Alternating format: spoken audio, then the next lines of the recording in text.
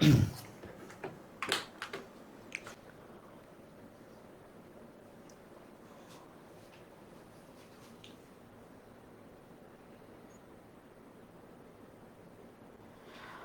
আলাইকুম। আশা করি তোমরা সবাই আমাকে শুনতে পাচ্ছ, তোমরা সবাই ভালো আছো। আমার শিক্ষার্থী যারা, তোমরা সব কিছু ক্লিয়ারলি দেখতে পাচ্ছ। আমাকে একটু কনফার্ম করবা যে তোমাদের কাছে আমার কথা স্পষ্ট পৌঁছাচ্ছে কিনা এবং আমরা সব কিছু ক্লিয়ারলি দেখতে পাচ্ছি কিনা। আমি একটু আমার এন্ডে চেক করছি, আশা করছি যে ঠিক আছে। তারপর আমরা শুরু করবো। আমরা নিয়মিত তোমাদেরকে যে ফ্রি ক্লাস দেওয়ার চেষ্টা করছি এবং আশা করি তোমরা সবাই আমাকে শুনতে পাচ্ছ। আচ্ছা, ঠিক আছে, আমি আমার এন্ডে শুনতে পাচ্ছি এবং আশা করি যে তোমরাও তোমাদের এন্ডে শুনতে পাচ্ছ। সো যে কথাটা আমি বলছিলাম যে আমরা নিয়মিত চেষ্টা করছি তোমাদেরকে, তোমাদের বিশেষ করে 25 ব্যাচের এবং 26 ব্যাচের যারা আছো, তোমাদের অ্যাডমিশনের প্রিপারেশন শুরু হতে যাচ্ছে কিছুদিন পরে, অর্থাৎ তোমাদের একাডেমির ফাইনালটা শেষ হলে, এইচএসসি ফাইনাল যখন শেষ হবে, 25 ব্যাচের একাডেমিক অ্যাডমিশন শুরু হবে এবং 26 ব্যাচেও তোমরা যারা আছো তোমাদের কিন্তু এখন ফুল সিলেবাস শুরু হয়ে যাচ্ছে ফাইনালি। বা তোমরা কনফিউজ আছো হয়তো যে ফুল সিলেবাস হবে কি হবে না, বাট আলটিমেটলি হয়তো হয়ে যাবে। সো আমরা টেক্সট বইকে খুব একটা গুরুত্ব দিই না অ্যাডমিশনের জন্য। আলটিমেটলি দেখা যায় যে টেক্সট বই থেকে অনেক বেশি প্রশ্ন আসে। সো আমরা ঠিক কোন জায়গা থেকে প্রশ্নগুলো আসে বা কীভাবে হয়, বা টেক্সট বইকে আমরা কীভাবে অ্যাডমিশনের জন্য পড়বো, বা টেক্সট বেসড কীভাবে প্রিপারেশন নেবে অ্যাডমিশনের জন্য, সেই একটা দিক নির্দেশনা তোমাদেরকে আমরা দেওয়ার চেষ্টা করছি লাইভ ক্লাসে। এবং এই ফ্রি লাইভগুলোতে আমরা তোমাদেরকে সেই কয়েকটি বা কিছু প্রশ্ন সমাধান করাবো, বা ঠিক কোন জায়গা থেকে প্রশ্নের সোর্স হতে পারে। আজকে আমি আমার বইয়ের পিডিএফও রেখেছি যাতে করে তোমাদেরকে আমি দেখাতে পারি যে কোন জায়গা থেকে কীভাবে প্রশ্ন হয় সাধারণত।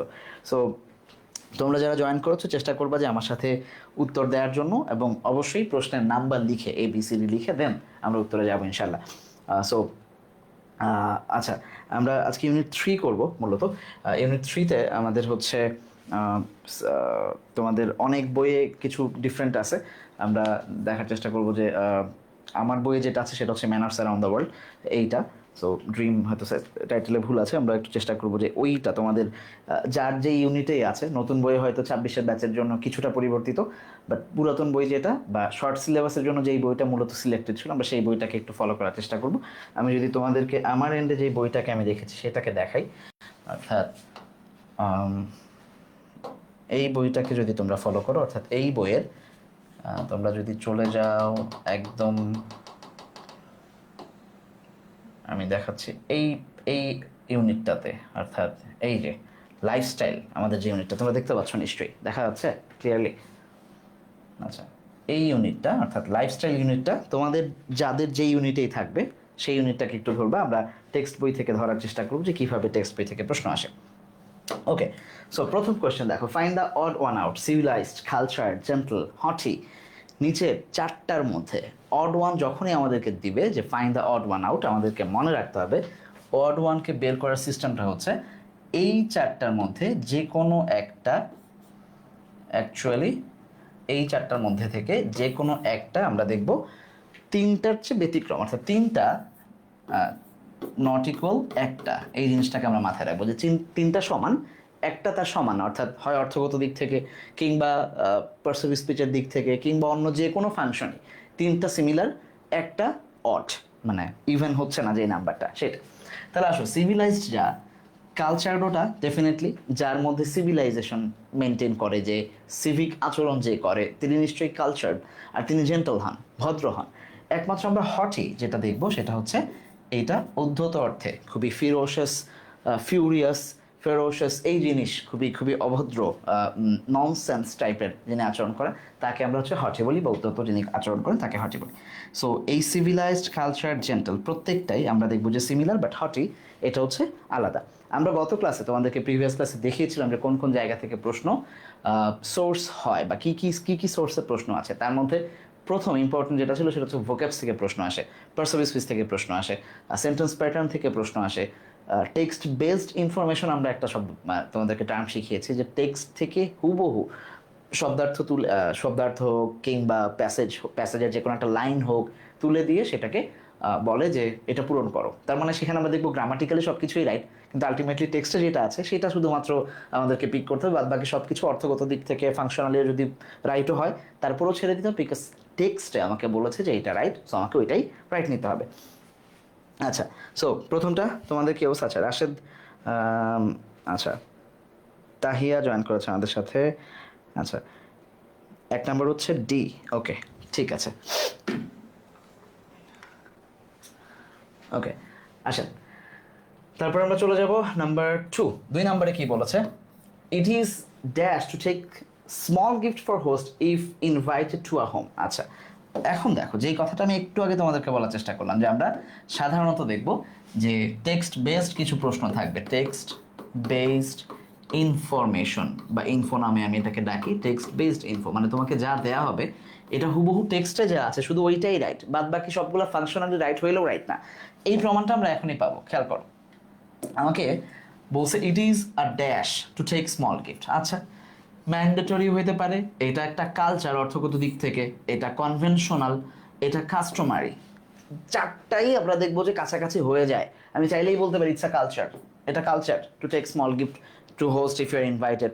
কিন্তু আমরা বইয়ে দেখবো যে বইয়ে যেটা আছে এই ম্যান্ডেটরির মধ্যে, কালচারের মধ্যে, কনভেনশনালের মধ্যে, তাহলে আমরা বই দেখার জন্য কি করব? আমরা আজকে বইটাকে রাখছি যে কোনো না কোনোভাবে আমরা একটু দেখবো যে আসলে বইয়ের ঘটনাটা কি। তোমরা নিশ্চয়ই দেখতে পাচ্ছ, আই গেস ক্লিয়ারলি কি দেখা যায়? এটাকে আর একটু বড় যেন কিভাবে করে ভুলে গেছি। এনিওয়ে আমার মনে হয় যে ক্লিয়ারলি দেখা যাচ্ছে, আমি যদি আর একটু সরে যাই। ওকে, আমরা একটু দেখব। আচ্ছা, কাস্টমারি কথাটাকে কোথায় পাবো আমরা যদি আর একটু পরে চলে যাই, সাউথ আফ্রিকার ইয়াতে যাই, সেইখানে আমরা দেখব যে, অথবা সাউথ আফ্রিকান আমরা একদম গ্রেট ব্রিটেনে চলে যাই। এই যে এই লাইনটা গ্রেট ব্রিটেন থেকে এসছে হুবহু, যে ইট is customary, it is customary to take a small gift for the host if you're invited to a home। এই প্রশ্নটাই আসছে এইখানে।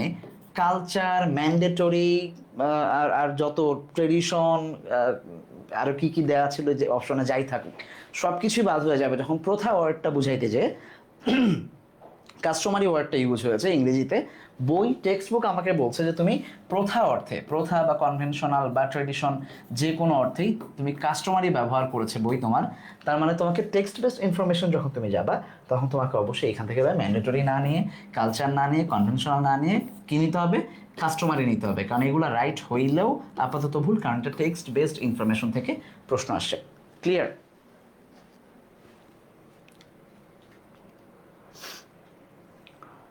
আচ্ছা 2 নাম্বার। আচ্ছা, একজন বলছো এ, জনি। জনি এ হইতো, যেটা আমি একটু এই মাত্রই ব্যাখ্যা করলাম যে এ না হওয়ার কারণটা হচ্ছে প্রশ্নটা আসছে টেক্সট থেকে। সো আমাকে টেক্সটে যা আছে, টেক্সট বেসড ইনফরমেশন, এই জিনিসগুলো আমাদেরকে একটু পড়তে হবে। ওকে, ঠিক আছে। Saju right answer. আসো, সো ক্লিয়ার এটা? চলে যান 3 নম্বরে। Dash are advice to greet first in China. চায়নাতে কাদেরকে প্রথম অ্যাডভাইস করা হয় গ্রিট করার জন্য? প্রশ্নটা একটু ট্রিকি, তোমরা যারা বই পড়ো বা অলরেডি পড়েছো, 25 ব্যাচ পড়াশোনা অলরেডি করে গেছো, মোটামুটি ভালো পড়াশোনা হয়ে গেছে, তোমাদের টেস্ট পরীক্ষা হয়ে গেছে, 26 ব্যাচে তোমরা এখন পড়াশোনা করছো।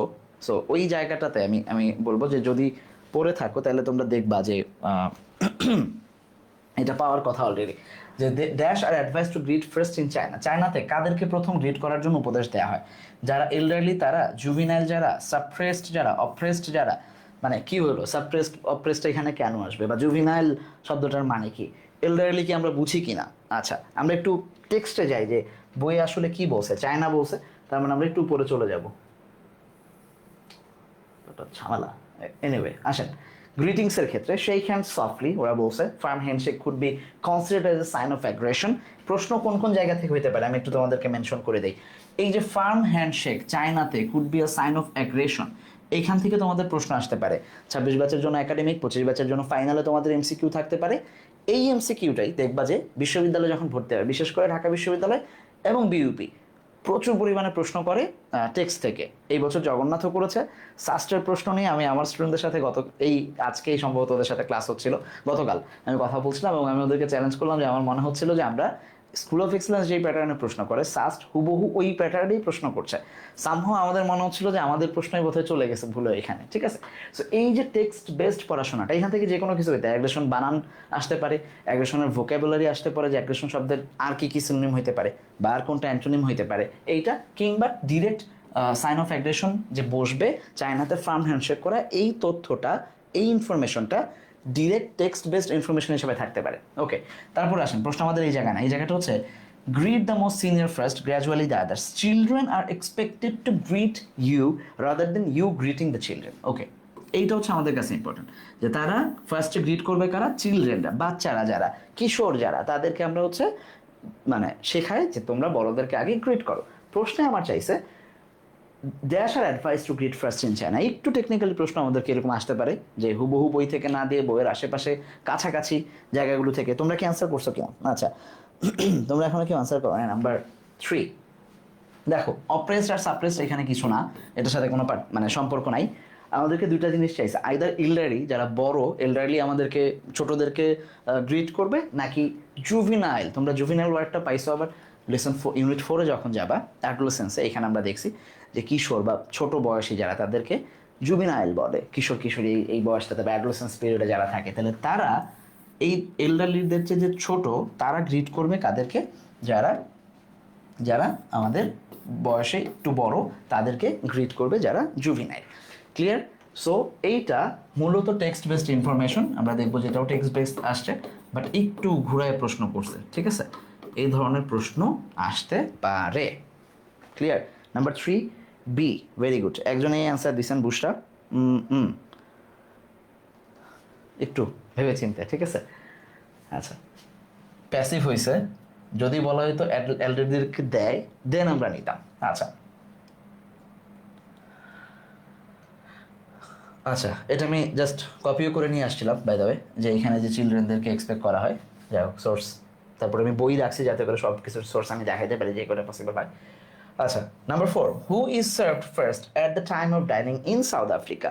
আবারও টেক্সট বেস প্রশ্ন, সাউথ আফ্রিকাতে কাকে প্রথম সার্ভ করা হয়? প্রশ্নটা একটু ট্রিকি। তোমরা যারা 25 ব্যাচে পড়ছো, তোমরা দেখে আসছো যে সাউথ আফ্রিকায় সাধারণত, আমি আবারও বই দেখাচ্ছি তোমাদেরকে, যে সাউথ আফ্রিকাতে আমরা দেখব যে ওরা খাবার যখন বাড়ে, ডাইনিং যখন দেয়, সাউথ আফ্রিকার ডাইনিংয়ের স্টাইলটা হচ্ছে যে ওরা আগে ঘরের যিনি মুরব্বী, কি রে ভাই, ঘরের যিনি মুরব্বী,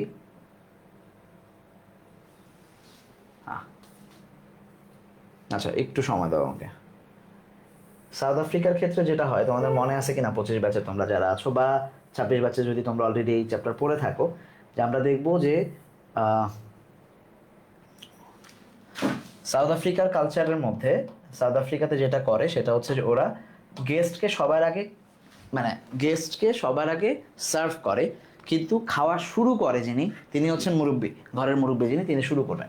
তাহলে খেয়াল করো যে the guest is served first, প্রথমে গেস্ট ইজ সার্ভড ফার্স্ট, কিন্তু do not begin to it or drink until the oldest man in the table has began. তার মানে পার্থক্যের জায়গাটা এবং রিলেশনটা দেখো।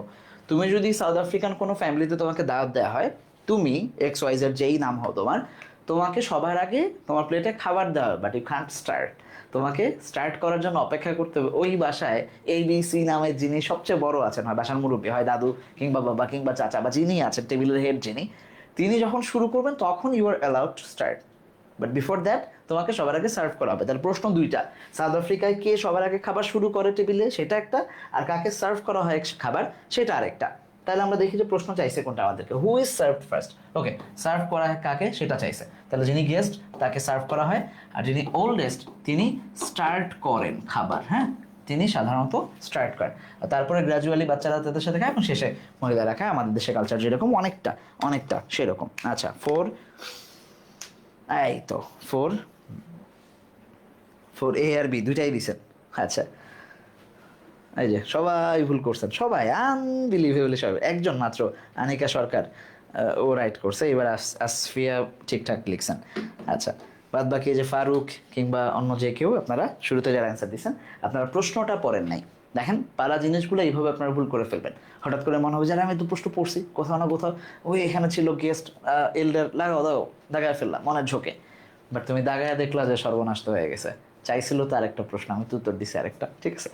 এই জিনিসগুলো আমরা একটু টেকনিক্যালি হ্যান্ডেল করার চেষ্টা করবো, যে আমরা আমাদের যেই এক্সাক্ট ক্লুটা প্রশ্নে দেওয়া আছে, কি পয়েন্ট যেটা দেওয়া আছে, সেই কি পয়েন্ট আমরা ধরতে পারছি কিনা, অ্যান্সারটা সেভাবে করতে পারতেছি কিনা। আসেন, good. Number 5, politely refusing a gift before accepting it is a norm in dash. আচ্ছা, গিফটের ক্ষেত্রে কোন দেশে পোলাইটলি রিফিউজ করা পোলাইটলি রিফিউজ করা গিফটকে বিফোর অ্যাকসেপ্টিং ইট কোন দেশে বা কোন কালচারে এটা একটা নর্ম। আচ্ছা, তোমার জন্য সহজ হয়ে যায় যদি তুমি বই পড়ো, জাপানিজ কালচার এবং বাংলাদেশি কালচার সম্পর্কে তোমাদেরকে বইয়ে বলেই নাই, সো আউট 1 নাম্বার কথা। যদিও বাংলাদেশ জাপান ফ্রেন্ডশিপ খুব লম্বা, বাট আমরা দেখব যে এটা আউট। তাহলে থাকে কি সাউথ আফ্রিকা এবং চাইনিজ। আচ্ছা, আমরা দেখবো একদম প্রথমেই বইয়ে যদি তুমি পড়ো যে এই জিনিসগুলোকে একটু ভালো করে পড়বা, গিফটের ব্যাপারে তাদের শুধু বার্থডেতে কী দেয়, ক্রিসমাসে কী দেয় সেই ব্যাপারে কথা ছিল সাউথ আফ্রিকায়। চাইনিজ কালচারে আমরা দেখছি যে গিফটের ব্যাপারে খুব বিশদ বর্ণনা দেওয়া আছে, যে 2 হাতে গিফট দিতে হয় বা নিতে হয়, রিসিভ করতে হয়, ডু প্রেজেন্ট অ্যান্ড রিসিভ দুইটাই। Politely refusing a gift before accepting it is norm in China's. চায়নাতে আমরা দেখবো যে কোনো জিনিস যখন বলে যে এটা আপনার জন্য একটা গিফট, তোমার যদি কোনো ফ্রেন্ডের জন্য তুমি যখন চায়নায় যাবা, কেন চায়নায় যাবা, কারণ হচ্ছে মানে যে কোনো দেশেই যাও, এটা পড়ার কারণ হচ্ছে এটাই যে তোমরা যখন বিশ্ববিদ্যালয়ে ভর্তি হবা, আমরা আমাদের স্বপ্নকে খুব ছোট করে ফেলি, বললে এটা ব্যবসায়িক স্বার্থে লাগবে যে তোমরা ঢাকা বিশ্ববিদ্যালয় ছাড়া বা বাংলাদেশের যে কোনো বিশ্ববিদ্যালয়ে একটা সিটকে এত প্রায়োরিটি দাও বা এত মানে এইটাকে এত স্বর্গীয় মনে করো যে অন্য কোনো কিছুই তোমাদের লাইফে ভ্যালু ক্রিয়েট করে না। এই যে রেজাল্ট দিচ্ছে, আগামী সপ্তাহে ঢাবির রেজাল্ট দিবে, শেষ হয়ে যাবে পোলাপানের জীবন, তোমাদের সিনিয়র যারা আছে বা অ্যাডমিশন ব্যাচে যদি কেউ এখানে থেকে থাকো, এটা ঠিক না। কারণটা হচ্ছে তোমার পৃথিবীটা না অনেক বড়, তুমি যদি ঢাকা বিশ্ববিদ্যালয়ে না পড়ে বাইরের যে কোনো বিশ্ববিদ্যালয়ে যাও, ঢাবির চেয়ে র্যাঙ্কিংয়ে ভালো যে কোনো বিশ্ববিদ্যালয়ে যাইতে পারবা। জাস্ট ঢাবির চিন্তাটা ছেড়ে দাও, দিয়ে দেখবা যে অন্য কোনো বিশ্ববিদ্যালয়ে চলে গেছো। তখন সেই জায়গায় তুমি যদি ব্রিটেনের কোনো বিশ্ববিদ্যালয়ে যাও, মিডল ইস্টের কোনো বিশ্ববিদ্যালয়ে যাও, সৌদি আরব কিংবা অন্য কোনো কোথায়, কিংবা চায়না যাও পড়াশোনা করতে, সেইখানে যদি তুমি কিছু ফ্রেন্ড বানাবা যাদেরকে তুমি যদি কিছু একটা গিফট দাও, ওদের কথা না না না থাক থাক থাক, আমাদেরও কালচার এটা আছে। বাট তুমি দেখবা যে তুমি যদি চাইনিজ কাউকে গিফট দাও, তারা প্রথমে রিফিউজ করবে যে না না না না থাক থাক থাক, কী দরকার। তার মানে এই না যে সে নিতে চাচ্ছে না, তার মানে হচ্ছে এটা যে তাদেরকে আরেকবার সারতে হবে। So don't be discouraged when someone initially refuses your gift, কারণ সে এটা নর্মালি তার নর্মস দেখাচ্ছে। সো এটা চাইনিজ কালচারে আমরা দেখবো যে চাইনিজ কালচারে এটা খুব মানে পরিচিত, তার মানে সাউথ আফ্রিকা হচ্ছে না। Number D, Chinese culture. Okay, এখান থেকে আরও প্রশ্ন হইতে পারে, সেটা হচ্ছে রিফিউজিং এখানে কী হিসাবে বসছে, অ্যাকসেপ্টিং কী হিসাবে বসছে, বিফোর এখানে কোন ফাংশন করতেছে, এগুলাকে দেখবেন বাসায়, এগুলো হোমওয়ার্ক, ঠিক আছে? এগুলো আমরা ক্লাসে বিস্তারিত আলোচনা করবো ইনশাল্লাহ। তোমরা যারা আমাদের ব্যাচে ভর্তি হতে চাও, আমাদের ক্র্যাশ কোর্স যাচ্ছে চবি খুব খুলনা বিশ্ববিদ্যালয়, রাজশাহী বিশ্ববিদ্যালয়ের জন্য, আমি সেটা নিয়ে পরে আসছি। আর যারা অ্যাডমিশন একাডেমিক 25 ব্যাচের আছো, তোমরা চাইলে আমাদের সাথে আমাদের ফাইনাল রিভিশন কোর্সে ভর্তি হতে পারো, দুটো নিয়ে পরে আলোচনা করছি, আগে ক্লাস করে চলেন। The reason why people from Middle East exchange gifts are, আচ্ছা, মিডল ইস্টের লোকজন তারা কেন গিফট আদান প্রদান করে, এটা খুব কমন তাদের মধ্যে গিফট দেয়া। মিডল ইস্টের কালচার কিছুটা আমাদের কালচারের মতো, ইন্ডিয়ান বা সাবকন্টিনেন্টের যে কালচার, আমাদের বাঙালির যে কালচার, যে আমরা কোনো জায়গায় গেলে সবসময় গিফট নিয়ে যেতে পছন্দ করি। কেউ আমাদের বাসায় আসলো গিফট নিয়ে আসে, আমাদের খুব ভালো লাগে। হ্যাঁ, মিষ্টি টিষ্টি নিয়ে আসে মানুষজন, যারা মিষ্টি পছন্দ করেন আমার মতো, তাদের ভালো লাগে না, মনে হয় যে একটু ঝাল নিয়ে আসলে কী হইতো, হ্যাঁ অন্য কিছু নিয়ে আসতেন, কেন মিষ্টি ভাই, ঠিক আছে? আর যারা মিষ্টি পছন্দ করে সাইব ভাইয়ের মতো, তারা বা সাকিবের মতো, তারা দেখবে যে আসলে মেহমান আসে না কেন বাসায়, মিষ্টি টিষ্টি আনে না কেন, এরকম অবস্থায় থাকে। এনিওয়ে, সো এখানে to show honour to the host, আচ্ছা একটা 2 নম্বর হচ্ছে power, aristocracy and honour, okay. To show care, sympathy and heartiness, আচ্ছা। To show love, gratitude and respect. আচ্ছা, প্রথমে আমরা একটু মানে প্যাসেজটা দেখে আসি যে আসলে কী অবস্থা তাদের, কেন তারা মানে তাদের এইখানে কি বলছে যে তারা কি চায় আসলে। গ্রেট ব্রিটেন, তারপরে হচ্ছে এই তো Middle East, gifts are given frequently to show love, একদম প্রথমে বলে দেয় আছে, আমাদের কষ্ট করতে হচ্ছে না। লাভ, গ্র্যাটিটিউড অ্যান্ড রেসপেক্ট, খেয়াল করো, যদি এটা নাও থাকতো, যদি প্যাসেজে অল্প একটু শুধু লাভ বলা থাকতো বা গ্র্যাটিটিউড বলা থাকতো, কিংবা 2টা বলা থাকতো যে কোনো এক অপশনগুলোর মধ্যে, বা একটা বলা থাকতো, তখন আমরা কিভাবে নিতাম? তখন আমরা জাজ করতাম বাদ বাকি অপশনগুলো দিয়ে। শুধু কি যিনি হোস্ট তার প্রতি সম্মান দেখায় কেউ গিফট নিয়ে যায় পৃথিবীতে? কোনোদিন আজ পর্যন্ত হয়েছে? হয় না। পাওয়ার দেখানোর জন্য, অ্যারিস্টোক্রেসি মানে সম্ভ্রান্ত পরিবারের তুমি, তোমার সম্ভ্রম দেখানোর জন্য কি কেউ আজ পর্যন্ত কোনোদিন গিফট নিয়ে যায়? যায় না। তাহলে কেয়ার, সিম্প্যাথির জন্য নেয়, কিন্তু হটিনেস, একটু আগে আমরা হটি শব্দের একটা অর্থ পরে আসছি, ঔদ্ধত্য দেখানোর জন্য, যে তোমার নিয়ে একটা মিষ্টির বটলা নিয়ে এরকম ফালাই দিলা, নেন আপনি খান, এই আচরণ কেউ করে না। সো মানুষ কি করে? সাধারণত মানুষ ভালোবাসা প্রকাশ করে, গ্র্যাটিটিউড দেখায়, রেসপেক্ট দেখায়, এই জিনিসগুলোর জন্যই সাধারণত আমরা গিফট নিয়ে যাই। হ্যাঁ, সো এটা বইয়ে হুবহু দেয়া আছে, না হইলেও আমরা বাদ বাকি প্রসেস মানে অপশনগুলো থেকে ইলামিনেশন প্রসেস ফলো করে আমরা এই অপশনটা যে রাইট সেটা নিতে পারতাম। ওকে, আচ্ছা number 6 D, very good. 6 Tasnim Al Rifat, D Tahiya, D Saju, D number. Okay, তার আগে মোহাম্মদ মারুফ এবং ছোয়া, ভেরি গুড। আচ্ছা number 7, the decent expression if you need to go to the bathroom during a meal. খাওয়ার সময় তুমি ডাইনিংয়ে আছো কোথাও, কোনো রেস্টুরেন্টে কিংবা কোনো পার্টিতে ওয়ার হোয়াটএভার, তুমি বসছো ফ্রেন্ডদের সাথে একসাথে, হঠাৎ তোমাকে যদি ওয়াশরুমে যেতে হয়, রেস্টরুমে যেতে হয়, তখন তুমি কি এক্সপ্রেশন ইউজ করবা? দেখি এটা তোমরা আগে পারো কিনা, তারপরে আমি তোমাদেরকে দেখাচ্ছি। যদি বইয়ে কেউ পড়ে থাকো সেটা পারবা, বাট ইউজুয়ালি তোমরা কি মনে করো যে হঠাৎ করে কি বলবা, can I please go out, আমাকে একটু বাইরে যেতে পারি, বলবা? নাকি বলবা যে excuse me I'll be right back, একটু আমাকে একটু ক্ষমা করেন আমি আসতেছি, অথবা may I seek you permission to go to restroom, আমি কি একটু ওয়াশরুমে যাওয়ার বা রেস্টরুমে যাওয়ার অনুমতি পেতে পারি আপনার কাছ থেকে, কিংবা sorry I am living for 2 minutes, 2 minute then আমি আসতেছি, নাও লাগতে পারে 2 মিনিট, আবার বেশিও লাগতে পারে। সো আমরা অ্যাকচুয়ালি আমরা কোনটা বলবো দেখি। আচ্ছা 7, আচ্ছা সাজু বলছো বি, বি এই এ এ সব পারে পোলাপান, তানহা বি। আচ্ছা ঠিক আছে, ভেরি গুড। এইটা আসছে থেকে, এটা খুব একটা মানে কি বলবো, এটার যে খুবই উইয়ার্ড একটা জায়গা থেকে প্রশ্ন আসে। গত বছর আমি একটু ইন্টারেস্টিং স্টোরি বলি, যে 23 ব্যাচে এই এই লেসনের আমি শুধু এই প্রথমটুকুই পড়াইছিলাম, হ্যাঁ, জোর দিয়ে। বাদ বাকি আর কিছু পড়ানোর ইচ্ছা হয় না, আমার মনে হয়েছে যে এগুলো আর বাদ বাকি কিছু লাগবে না। মজার ব্যাপার হচ্ছে এই যে ভদ্রলোক ইনকাম, হ্যাঁ, এই ভদ্রলোক, ইনি একটা আর্টিকেল লিখছেন এইখানে, হ্যাঁ, মিস্টার ইনকাম, যে টেবিল ম্যানার কেমন হইতে পারে।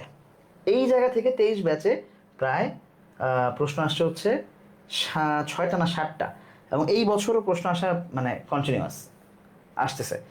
এই যে দেখে 1 নম্বরে বডি ল্যাঙ্গুয়েজ কী হবে, তুমি কখন যাবা, কি করবা, হ্যাঁ, মানে কোন জিনিসটা কতটুকু নিবা, এখানে মানে এনাফের ব্যবহার আছে, কমপ্লেক্স সেন্টেন্সের ব্যবহার আছে, হ্যাঁ, কারো বাসায় যেয়ে যখন তুমি কিভাবে করবা, কিভাবে খাবা, এই জিনিসগুলা, ঠিক আছে।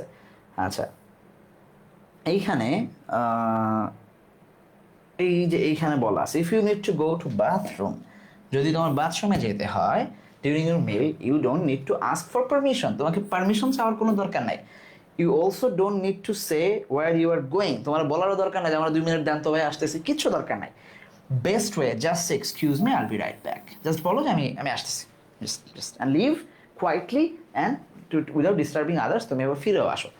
এই যে ভদ্রলোক এই আমাদেরকে টেবিল ম্যানার হাবি যাবি শিখাইছেন, এখানে আরও আছে এই পরের গল্পে, খুব অসাধারণভাবে এখান থেকে ছোট ছোট ছোট ছোট প্রশ্ন বিউপিতে গত বছর আসছে, এবং এই বছরও সেই ধারাটা মানে চলছে, এবং আমার বিশ্বাস যে 25 ব্যাচ 26 ব্যাচ এইগুলো আরও আরও বেশি হবে।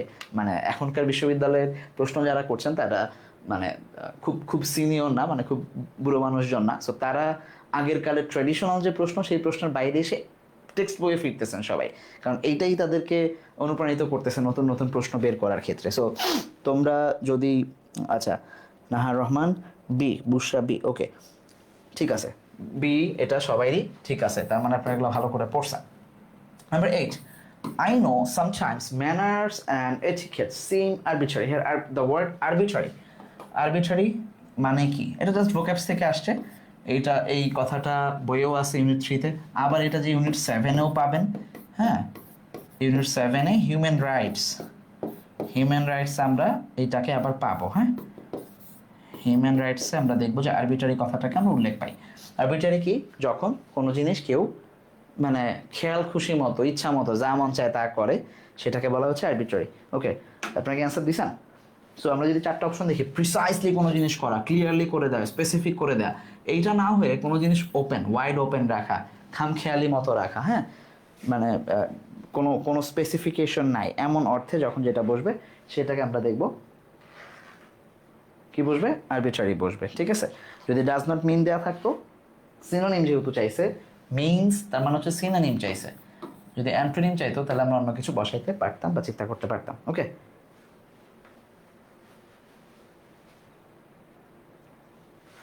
ঠিক আছে, ওকে গুড। আচ্ছা জনি, ভেরি গুড। গ্রন্থিক লিখছেন এটিকেট, ও আচ্ছা গ্রন্থিক সম্ভবত আগের অ্যান্সার দিছো। আচ্ছা অবাধ, open, very good Tasnim, nice. Asfia, okay ঠিক আছে। সো চলেন নাম্বার 9, দ্য কারেক্ট স্পেলিং, নিচের কোনটা spelling correct, A B C D. আচ্ছা নেসেসিটি আচ্ছা, নেসেসিটি বানানে প্রথম কথা হচ্ছে ডাবল এস থাকবে, কিন্তু সি একটা। আচ্ছা, এখানে এস একটা, সিও একটা, এইখানে একই জিনিস, এখানে ডাবল টিক দেয় দিছে, সো একটা সি দুইটা এস, ডি নাম্বারটা হচ্ছে আমাদের রাইট অ্যান্সার। এইটাও আছে আমাদের বইয়ে। ওকে, ক্লিয়ার?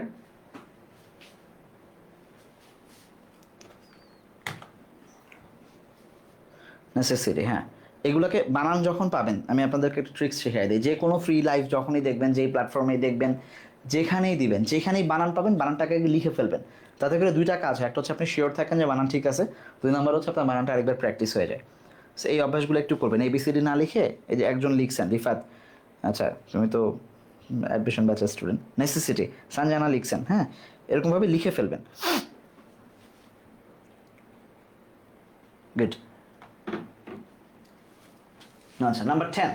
আচ্ছা, নাম্বার 10-এ যাওয়ার আগে যেটা আমি বলছিলাম যে আমাদের যারা 25 ব্যাচে আছো, তোমাদের জন্য ফাইনাল প্রিপারেশন ব্যাচ চালু হয়েছে স্কুল অফ এক্সেলেন্সের পক্ষ থেকে, যেখানে আমরা এইচএসসি এবং আলিম যারা এবার 25 ব্যাচে পরীক্ষা দিবা তাদের জন্য পুরো আর্টসের সাবজেক্টগুলো, অর্থাৎ মানবিকের যে সাবজেক্টগুলো আছে, প্রত্যেকটা বিষয়ের একটা ফাইনাল প্রস্তুতি তো আমাদের সাথে হয়ে যাবে, যেগুলো আমরা অ্যাডমিশন বেসড, অ্যাডমিশনকে টার্গেট করে করতেছি, যেখানে তুমি অ্যাডমিশন একটা বেসমেন্ট তৈরি হয়ে যাবে তোমাদের।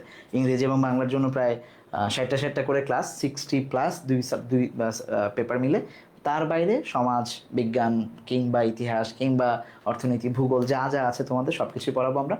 এর বাইরে যারা আলিমে আছো, তোমাদের এই সাবজেক্টগুলোর পাশাপাশি যা যা সব কিছু মিলবে, তার বাইরে ফিকা, বালাগাত, মান্তিক, আরবি প্রথম দ্বিতীয়, কোরআন হাদিস সহ যতগুলো সাবজেক্ট আছে সবগুলোই আমরা পড়াবো তোমাদের। অলরেডি এই কোর্স চলমান, সো তোমরা যদি ভর্তি হতে চাও দ্রুত ভিজিট করো bdsoi.com এই ওয়েবসাইটে, অথবা আমাদের পেজে নক করতে পারো।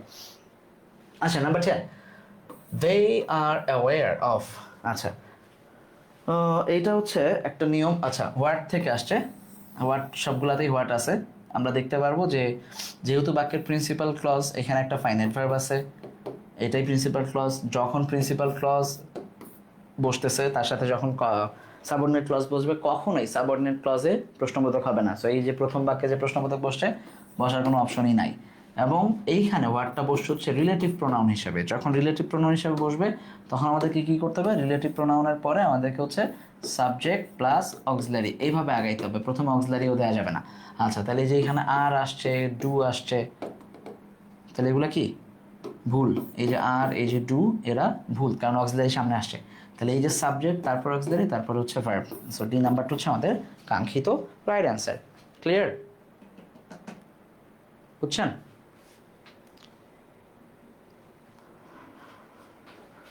ট্রেন্ডি, এই তো, very good. Ashraful, Tanha,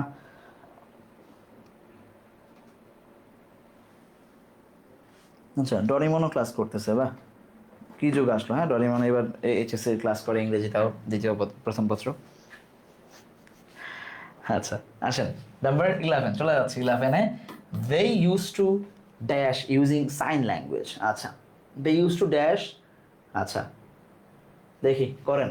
used আছে, এরপরে ডি আছে, ডি থাকলে যেন কি হয় বলেন ঝটপট।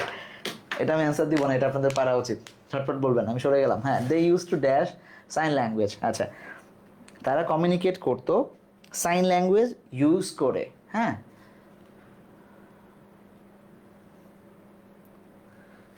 আচ্ছা, রিফাত আবার ব্যাখ্যাও দিচ্ছেন। ওকে, 10 নম্বরের ব্যাখ্যা শেষ। রিফাত আসেন ঝটপট এ নাম্বারে, 13-এ আসেন।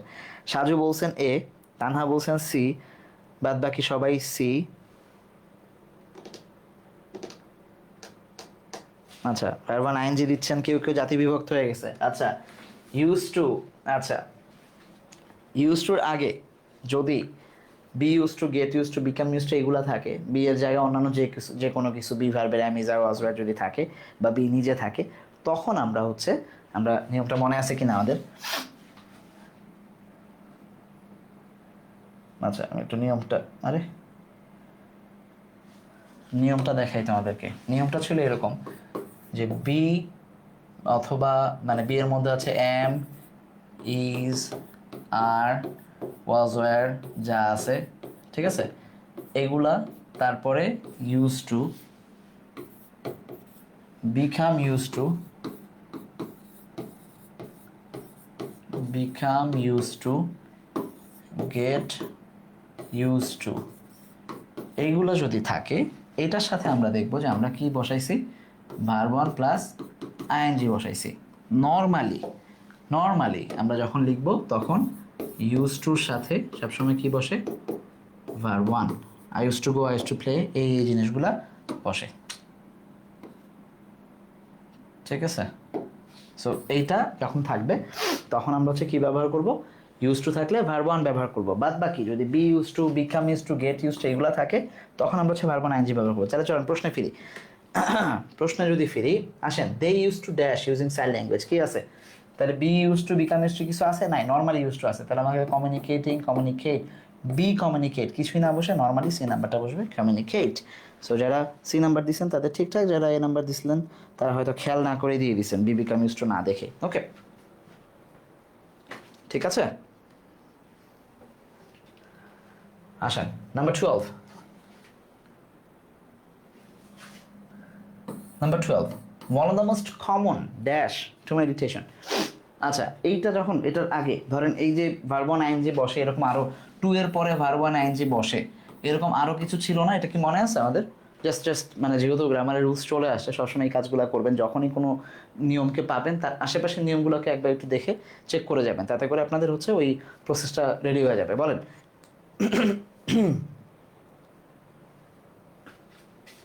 মনে আছে কোন কোন? বলবো না আমি, জাস্ট আপনাদের কাছ থেকে শোনার চেষ্টা করবো যে আপনারা রেডি আছেন কিনা। মানে টু এর সাথে আমরা জানি টু এর সাথে সাধারণত ভার্ব ওয়ান বসে, কিন্তু টু থাকা সত্ত্বেও কিছু জিনিসের সাথে ভার্ব ওয়ান আইএনজি বসে। তারা কারা মনে আছে? With a view to, look forward two, কি যেন ছিল দেখি মনে আছে কিনা আপনাদের। 12 নম্বরে পরে যাচ্ছে, 11 নম্বরে একটু থাকি, মনে আছে? নাই, লিখতেছেন না কেউ? আচ্ছা, একজন লিখছেন। আচ্ছা, be become, get use to, ঠিক আছে। আর কেউ? With a view to, look forward to, confess to, accustomed to, মনে নাই এগুলা? আছে, এই তো একজন একজন করে লিখতেছেন। ঠিক আছে জনি, ভেরি গুড। ঠিক আছে, এই জিনিসগুলো এগুলো যখন পড়বেন তখন রাইট ফর্ম অফ ভার্বস যখনই যেটা পাবেন, টেক্সট পড়তে গেলে রাইট ফর্ম অফ ভার্বস কিংবা অন্য যে কোনো যা যা আছে এগুলো যখন মনে আসবে তখন ওই রুলসগুলোকে খাতায় আপনারা নোট করছেন, কেউ না কেউ অ্যাডমিশনে বিশেষ করে যারা আছেন তারা এইভাবে প্রসেস করে পড়বেন। যারা একাডেমিকে আছেন তারা চেষ্টা করবেন যে এই নোটগুলোকে রেডি করতে, যখনই পাবেন ব্রেনের মধ্যে এগুলোকে সেট করে নেবেন। তাহলে দেখবেন যে অ্যাডমিশন জার্নিটা খুব স্মুথ হয়। মানে যারা এখন অ্যাডমিশনে আসেন তারা বলতে পারবেন যে এই জিনিসগুলো আসলে কতটা কাজে দেয়। Anyway, number 12, one of the most common dash to meditation, dash concentration. আচ্ছা, ওয়ান অফ দ্য যখন থাকবে আমরা জানি ওয়ান অফ দ্যার পরে নাউনটা সবসময় প্লুরাল হয়, এবং পরে যে ভার্বটা কি হয়, ভার্বটা হচ্ছে এই ওয়ানকে ধরে হয়, সো ভার্বটা সিঙ্গুলার হয়। নাউন প্লুরাল, ভার্ব সিঙ্গুলার, কারণ অর্থগত দিক থেকে অনেকগুলা কারণের মধ্যে একটা হচ্ছে এইটা, এরকম বোঝায়। তাহলে ওয়ান অফ দ্য মোস্ট কমনের পর অ্যাপ্রোচেস, নাউন প্লুরাল হবে। তাহলে এখানে নাউন নাই, এখানে প্লুরাল নাই, দুইটা আউট। একটা আছে, ঠিকতেছে। আচ্ছা, কিন্তু ভার্বটাকে আমরা সিঙ্গুলার চাইছি, এখানে আবার আর প্লুরাল আছে, সো একমাত্র এই নাম্বারটাই আমাদের ধোপে টিকতেছে, বাদ বাকি কোনো কিছুই টিকতেছে না। Very good Saju. আচ্ছা, কিন্তু জনি আপনি যে 12 নম্বর হঠাৎ করে সি দিচ্ছেন কেন ভাই? সি হবে না।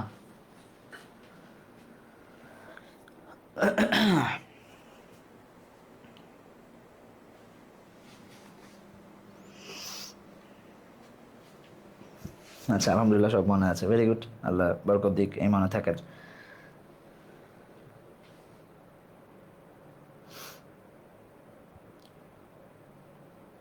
আচ্ছা,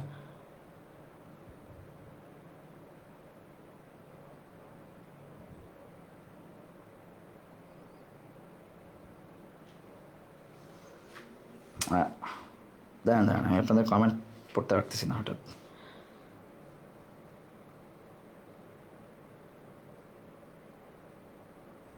একটু সময় দেন আমাকে।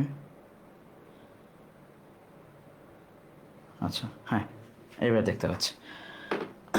আচ্ছা, নিপা লিখছেন one of the plural singular হবে। আচ্ছা, সি এমনি বলছি না, সি এমনি বলবেন না ভাই, পারা জিনিসে ভুল যেন না হয় এই জিনিসটা একটু ভালো করে মাথায় রাখবা জনি। হ্যাঁ, আসেন number 13, the more customer buys the dash profit is. Customer যত বেশি কিনবে প্রফিট তত বেশি হবে। কোথায় আছে এটা? ঝটপট ঝটপট চলেন আমরা এটা দেখে আসি। এটা আমাদের হচ্ছে এদিক দিয়েই যাই। এটা হচ্ছে আমাদের এই যে স্পেন্ডিং নামে একটা ইয়া ছিল সম্ভবত, সেইখানে এই যে স্পেন্ডিং এসে আমরা দেখতেছি যে এই যে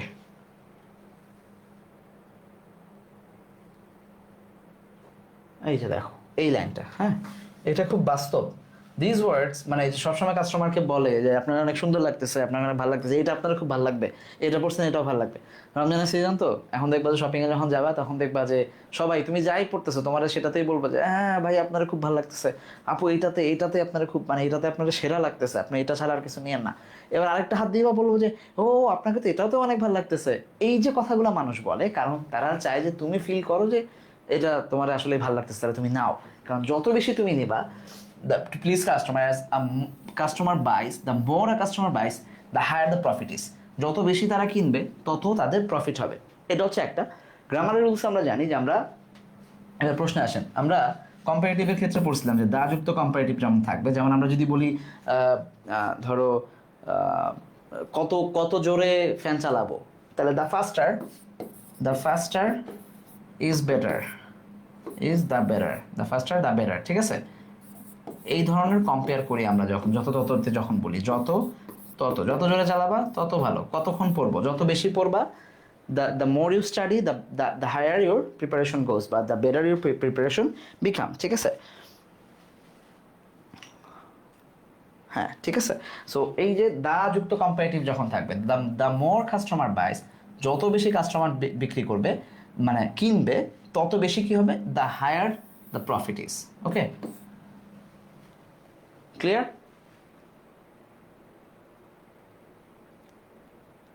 ঠিক আছে, ওকে, এটা ক্লিয়ার সবার কাছে? আচ্ছা, দেখা হবে। চলেন number 14, it is customary to take small gift for the host. The word customary একদম প্রথম দিকে যখন আমরা পড়ছিলাম, কাস্টমারি ওয়ার্ডটা ব্রিটেন গ্রেট ব্রিটেনে আমরা দেখব ব্রিটিশ পিপল যারা, তারা তাদের জন্য এটা কাস্টমারি যে তারা কোথাও যাওয়ার আগে একটা গিফট হাতে নিয়ে যায়, বিশেষ করে ফুল। এটা মানে ফ্লাওয়ার গিফট দেয়া এটা খুবই কমন একটা অ্যাপ্রোচ ব্রিটিশ কালচারে বা ওয়েস্টার্ন কালচারে। হ্যাঁ, এবং সেখানে আমরা বিস্তারিত পড়ছি, ওইখানে আর যাচ্ছি না, আমরা ওগুলো ক্লাসে আলোচনা হয়েছে। আসেন তাহলে এইখানে কাস্টমারি ওয়ার্ডটা কী হিসাবে ব্যবহৃত হয়েছে? এক্সেপশন এক নম্বরে, ট্রেডিশন দুই নম্বর, কস্টিউম, আচ্ছা, আর একটা হচ্ছে রেয়ার। রেয়ার শব্দটা হচ্ছে যেটা খুব মানে সেলডম পাওয়া যায়, যে জিনিস খুব খুব অ্যাভেলেবল না। তো এটা তো আসলে অ্যাভেলেবল কোনো কিছু না, এটা তো খুব প্রচলিত, চলে, খুবই খুবই কী বলবো এটাকে, যে অ্যাভেলেবল বা খুবই ট্র্যাডিশনাল, খুবই কনভেনশনাল একটা ওয়ে, তাহলে রেয়ার হচ্ছে না। কাস্টমারি, এই কাস্টমারি থাকলে যে কস্টিউম মিলবে, এটা কস্টিউম হচ্ছে কোনো ড্রেস। আচ্ছা, এক্সেপশনটা অনেকটা রেয়ারের মতোই, এই ব্যাপারটা আমি খেয়াল করে নিই আগে, যে এক্সেপশন একটা রেয়ার, যে এটা খুব হঠাৎ করে পাওয়া যাচ্ছে না, মানে খুব পৃথক কিছু বা আলাদা ডিফারেন্ট, হ্যাঁ এরকম কিছুই না। আমরা দেখব ট্রেডিশনাল, যেটা কাস্টমারি এটা হচ্ছে ট্রেডিশন, ভেরি কনভেনশনাল, হ্যাঁ, যেই জিনিসগুলা কালচারাল বা কাস্টমারি, এই জিনিসগুলোকে আমরা ব্যবহার করি। সো কাস্টমার হচ্ছে গতানুগতিক বা tradition. Very good, very good. আরে আমি ব্যাখ্যা দেওয়ার আগে আপনারা সবাই অ্যান্সার দিয়ে দিচ্ছেন, দ্যাটস নাইস। আচ্ছা, আচ্ছা, number 15, dash is the frequent result of eating junk food. Junk food খাইলে, আরে আচ্ছা এখানে প্রশ্ন ভুল আসছে,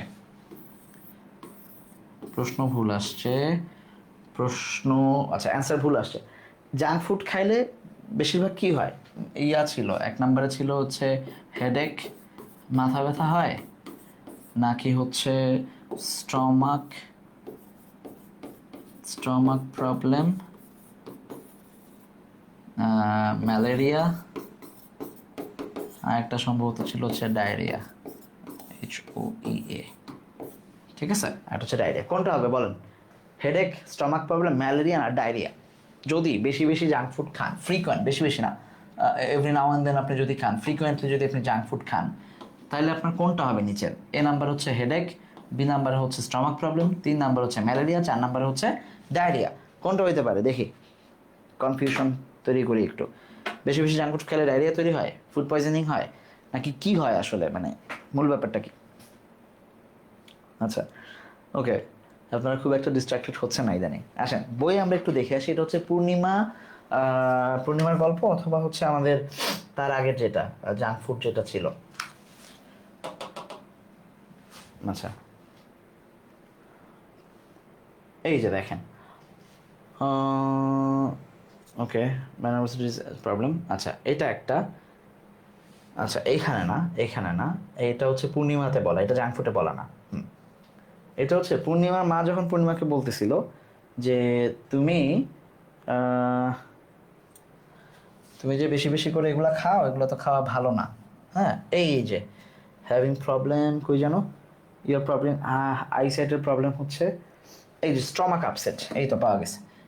sometimes you suffer from stomach upset. তো অনেক সময় সে হচ্ছে স্টমাক আপসেট হয়ে থাকে, তার মানে হচ্ছে স্টমাক আপসেট মানে কি, স্টমাক প্রবলেম, আপসেট লেখা উচিত ছিল, মানে আমি প্রবলেম লিখছি, স্টমাক আপসেট হয়ে থাকে তার মানে যত বেশি মানে জাঙ্ক ফুড খাবে কেউ, তার হয়তো কারো হয়তো ডিরেক্টলি হয়তো ম্যালেরিয়া, ডায়রিয়া, ম্যালেরিয়া তো মশার কামড় হয়, ডায়রিয়া বা ফুড পয়জনিং বা এগুলো হবে না, বাট আলটিমেটলি তার স্টমাক প্রবলেম হইতেই থাকবে। অতিরিক্ত জাঙ্ক ফুড খেলে দেখবা যে মানে খুব একটা ভালো লাগে না, অস্বস্তির মধ্যে আমরা থাকি সবসময়, ঠিক আছে? সো স্টমাক প্রবলেম, গুড, এটা হচ্ছে রাইট অ্যান্সার। নাম্বার 16, আচ্ছা এটা 16 হবে। The phrase now and then means, now and then, every now and then, আমি একটু আগে এটা ব্যবহার করলাম। হ্যাঁ, now and then, now and then, every now and then মানে প্রায়শই, বাংলা যদি এমন হয় সেটা হচ্ছে প্রায়শই কোনো জিনিস, প্রায়ই ঘটে এমন জিনিস, প্রায়শই। ওকে, প্রায়শই, ওকে, দেখতে পাচ্ছেন? ওকে, সো সেই হিসাবে কি বসবে? Rarely, every time, frequently, barely, কি বসবে? ভেরি গুড, সি, ফ্রিকুয়েন্টলি ঘটে যে জিনিস। এভরি টাইম মানে সব সময় সেটা না, রেয়ারলি আর বেয়ারলি একই অর্থ, একমাত্র মিডল জোনে আছে হচ্ছে ফ্রিকুয়েন্টলি।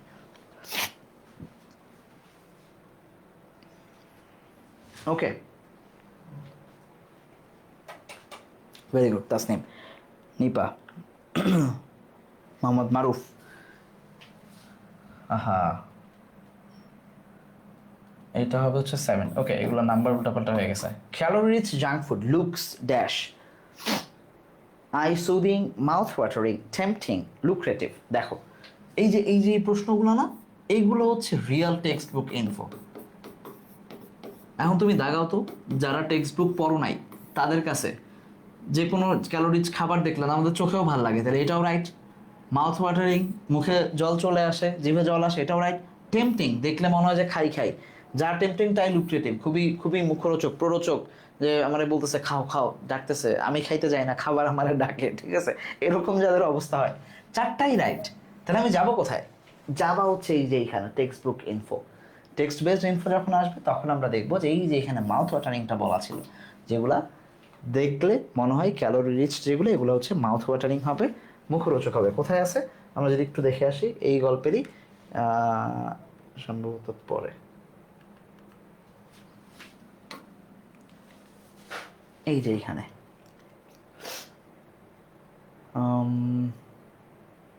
হয়ে গেল ফ্রিকুয়েন্ট ইনজেকশন আসন, কোথায় আমাকে একটু হেল্প করবা?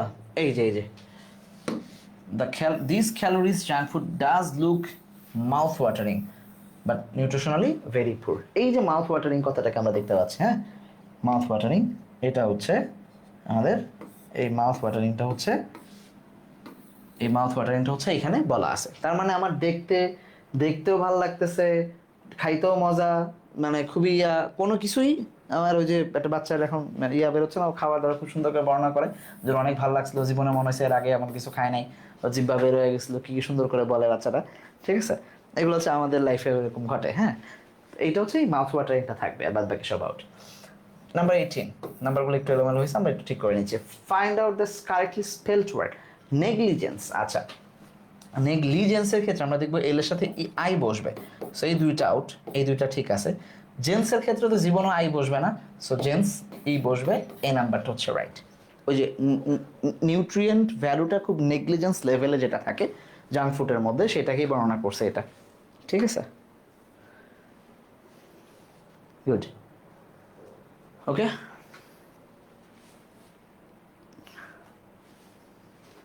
আচ্ছা, ক্লিয়ার। আসেন নাম্বার 20 নাকি 19, ওকে।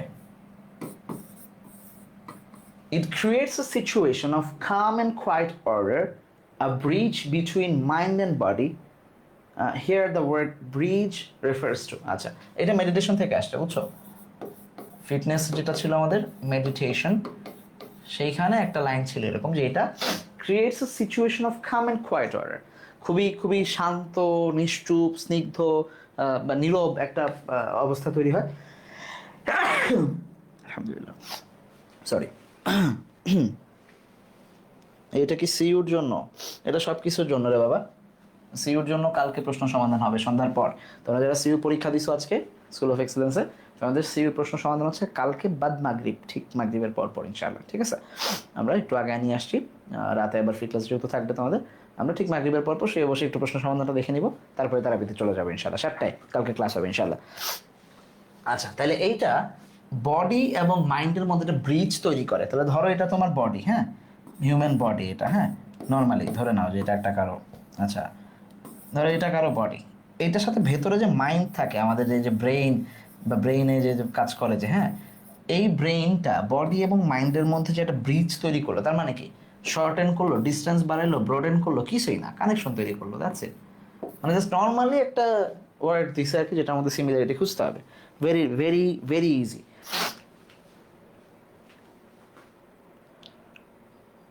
ওকে, কানেকশন তৈরি করে, good, very good. Number 19 connection তৈরি করবে। আচ্ছা, এবার আসেন স্পেন্ডিং, এটা হচ্ছে 20।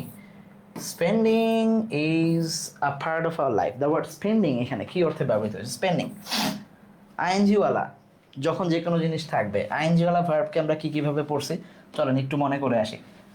ভার্ব ফোর নামে আমরা এগুলাকে ডাকি। ভার্ব ফোর হচ্ছে ভার্বের সাথে আইএনজি করবে, যেমন গোয়িং, ওয়াকিং। আরেকটা কি পড়লাম? স্পেন্ড থেকে ভার্ব ওয়ান আইএনজি, স্পেন্ডিং, রাখলাম সবগুলার একসাথে। এটা আমরা ভার্ব ফোর ডাকি। ভার্ব ফোর আবার দুই ভাবে বিভক্ত হয়ে যায়, একটা হচ্ছে ফাইনাইট ভার্ব আর একটা হচ্ছে নন ফাইনাইট ভার্ব। কেমনে চিনবো ফাইনাইট ভার্ব? যদি এই যে গোয়িং, ওয়াকিং, স্পেন্ডিং, এরা যদি উইদাউট অক্সিলারি বসে, অক্সিলারি যদি সহ বসে, তাহলে তারা ফাইনাইট ভার্ব। আর যদি অক্সিলারি না বসে, নো অক্সিলারি, তাহলে তারা হচ্ছে নন ফাইনাইট ভার্ব, মানে যাদের মধ্যে অক্সিলারি নাই। তাহলে নর্মালি আই এম গোয়িং,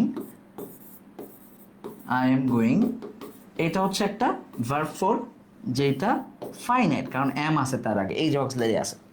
কিন্তু গোয়িং,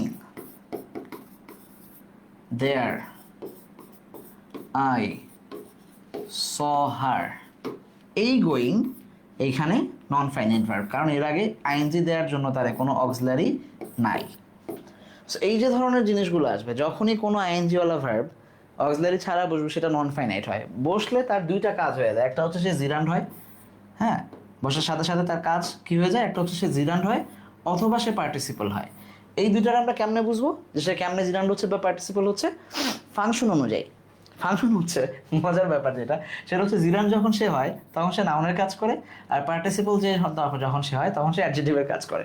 প্রশ্ন যদি এরকমই সব আসো অ্যান্সার, মানে বিভিন্ন বিশ্ববিদ্যালয়ে এই ধরনের প্রশ্ন করে, বিশেষ করে চবি, তখন কি করবে? তখন যেটা করবেন সেটা হচ্ছে নাউন এবং অ্যাডজেক্টিভ যেটা ফাংশন করতেছে আপনি জানেন, এটা এটা প্রশ্ন করতেও জানে, বাট আপনার কাছে জানতে চাই আরও স্পেসিফিক আপনি জানেন কিনা যে অ্যাডজেক্টিভের ব্যবহার যদি হয়, কোনো আইএনজি যদি আসে, সেটা যদি অক্সিলারি ভার্ব না থাকে, তার মানে সেটা যদি নন ফাইনাইট হয়, সেটার যদি অ্যাডজেক্টিভ হিসেবে কাজ করে তাকে যে আমরা পার্টিসিপল ডাকি, সেটাকে আপনি জানেন কিনা, অথবা সেটা যদি সাবজেক্ট বা অবজেক্ট হিসাবে কাজ করে কিংবা নাউনের মতো ফাংশন করে যে কোনো একটা, সেটাকে কি আমরা জিরান ডাকতে পারি কিনা, আপনি সেটা জানেন কিনা, এইটাই জানতে চাই। তার মানে এখানে আসেন spending is a part of our life. কি আমাদের পার্ট অফ আওয়ার লাইফ? কোনটা? এই যে ইজ ভার্বে একটা সাবজেক্ট দরকার, এই সাবজেক্ট হচ্ছে স্পেন্ডিং। আবার আমরা এটাকে চাইলে ইট দিয়ে রিপ্লেস করতে পারি, ইট is a part of our life. এখানে লিখেন ইট is a part of our life. তার মানে এটা হচ্ছে একটা সাবজেক্ট হিসাবে কাজ করতেছে, যেটা নাউন হিসাবে কাজ করে, কিন্তু এই বাক্যে এটা জেরান্ড হিসাবে কাজ করতেছে। Simple as that. Okay,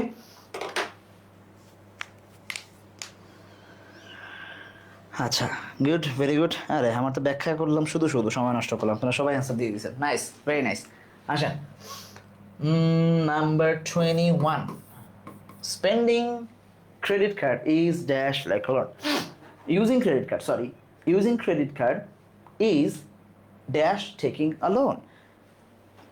credit card ব্যবহার করাটা লোন নেওয়ার মতো ধার। আর ধারের চক্রটা মনে আছে কিনা, ক্লাসে পড়াইছিলাম যারা অ্যাডমিশন ব্যাচে আছেন। ধারের চক্রটা হয়, ধরো তুমি কারোর কাছ থেকে ধার নিলে এই মাসে, তারের টাকাটা দিলা হচ্ছে পরের মাসে বি এর কাছ থেকে নিয়ে, তারপরের মাসে বি কে টাকা দিলা সি এর কাছ থেকে নিয়ে, সি কে টাকা দিলা ডি এর কাছ থেকে নিয়ে, 4 মাস পরে আবার তুমি এর কাছে ফিরলা যে আমার টাকা দেন না কিছু, কারণ তোমাকে ডি কে টাকা দিতে হবে।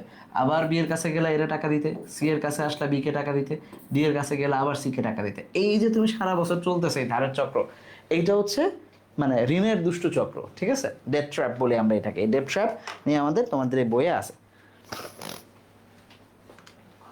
ও, এটাতে অপশন ভুল দেয়া। Okay, sorry. ঠিক আছে, এখানে কি বসবে শুধু সেটা বলো। Like is like taking loan. Okay, হ্যাঁ লাইক বসবে, এখানে ভুল আছে। এখানে হয় লাইক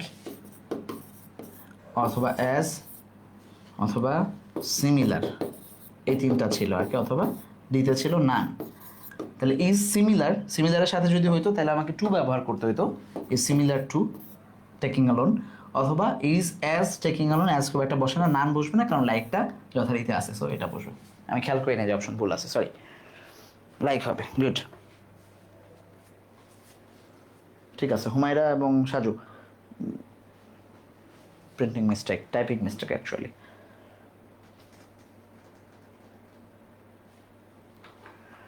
ওকে, ঠিক আছে, গুড, লাইক হবে। আসেন তারপর, হুইচ ওয়ান ইজ কারেক্ট, এটা কত 22, হুইচ ওয়ান ইজ কারেক্ট, নিচের কোনটা কারেক্ট?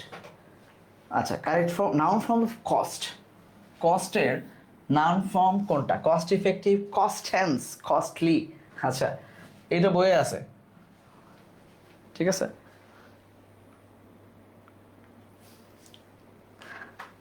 আচ্ছা,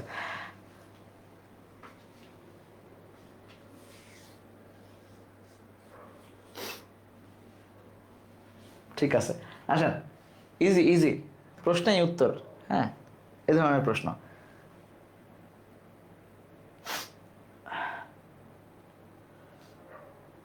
এটা আছে হচ্ছে এই সাউথ আফ্রিকার ইয়াতে, কালচারে, যে তারা they divide the cost of a gift, সেটা ভাগাভাগি করে তারা নিজেদের মধ্যে। তাহলে কস্ট হচ্ছে নাউন হিসাবে বসে। উত্তরে এই অপশন নিজেই এই হিসাবে বসেছে। কস্ট ইফেক্টিভ কিছু না, কস্টলি যায় না, এটা অ্যাডভার্ব হইতে পারে। কস্টেন্স বলতে কিছু নাই, আমি জানি না আজ থাকলেও। কস্ট নিজেই হচ্ছে নাউন ফর্ম, ঠিক আছে। আপনার এটা সাউথ আফ্রিকাতে গেছে, তাতে গিফটটা পাবেন, সাউথ আফ্রিকার গিফটে এটার ব্যবহার পাবেন। আমি আর যাচ্ছি না বইয়ে, কারণ পিছিয়ে গেছি, সো আর পিছনে ব্যাক করবো না। সো এই ছিল আমাদের আজকের যে ক্লাসের আমরা যে কিছু প্রশ্ন সমাধান করলাম। তোমরা যারা ঢাকা বিশ্ববিদ্যালয় পরবর্তী পরীক্ষাগুলোতে প্রস্তুতি নিচ্ছ এবং চাও যে স্কুল অফ এক্সেলেন্সের ক্র্যাশ কোর্সে ভর্তি হবে, যেখানে আমরা আমাদের বিগত অর্থাৎ ঢাবির আগ পর্যন্ত যতগুলো ক্লাস হয়েছে আমাদের সিলেবাসের সবগুলো ক্লাসের রেকর্ডিং দিচ্ছি তোমাদেরকে, পাশাপাশি 30টা লাইভ ক্লাস প্রত্যেকটা টপিকে, বাংলা, ইংরেজি এবং জিকেতে 10টা করে লাইভ ক্লাস থাকবে। অলরেডি ক্লাস শুরু হয়ে গেছে, ইংরেজির একটা ক্লাস গেছে, বাংলার এবং জিকের 2টা করে ক্লাস গেছে। ইনশাআল্লাহ প্রত্যেক সপ্তাহে আমরা একটা করে ক্লাস করছি। এই লাইভ ক্লাসগুলোতে তোমরা তোমাদের সমস্যাগুলো ঝালাই নিতে পারবা। বিগত যে রেকর্ডেড ক্লাসগুলো, সেগুলো সমস্ত রেকর্ডেড ক্লাস এবং পরীক্ষা, লাইভ এক্সাম মানে রেকর্ডেড এক্সাম, পাশাপাশি হচ্ছে এই প্রশ্নগুলো লাইভ এক্সাম, লাইভ ক্লাসের লাইভ এক্সাম দিতে পারবা। এই প্রস্তুতির মাধ্যমে তোমরা যদি চাও যে খুলনা বিশ্ববিদ্যালয়ে, চট্টগ্রাম বিশ্ববিদ্যালয়, রাজশাহী বিশ্ববিদ্যালয় কিংবা জিএসটিতে যারা আছে, জিএসটিতে যারা নাই, তাদের যে কোনো একটা সিট যদি তুমি দখল করতে চাও বা তোমার প্রিপারেশনের জায়গা নিতে চাও, কিংবা তোমরা যারা আমাদের কোর্সে অলরেডি আসো, তোমাদের ফ্রেন্ডদেরকে যদি তোমরা হেল্প করতে চাও, সো এই জায়গায় তোমরা সন্ধান দিতে পারো এই কোর্সে।